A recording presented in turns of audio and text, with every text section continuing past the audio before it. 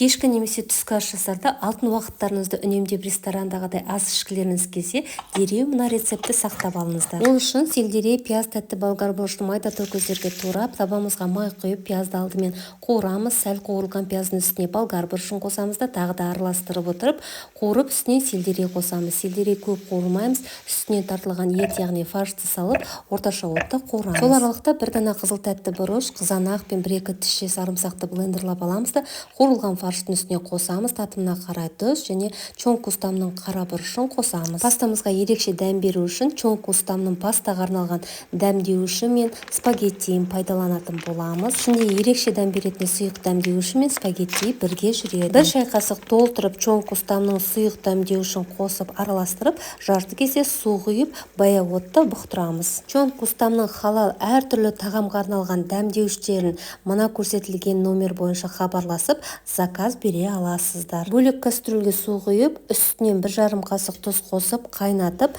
спагеттиімізді саламыз. Чоң кустамның спагетти 15 минутта жабыспай пісіп шықты. Енді бұқтырып қойған пастамызға қосып, араластырып, ұсынатын тарелкамызға ресторандағыдай әдемілеп салып, үстінен пармезан сыр сеуіп ұсынамыз. Осымен болонеза пастасы дайын. Ас болсын. Сіздермен болған Нұржамал.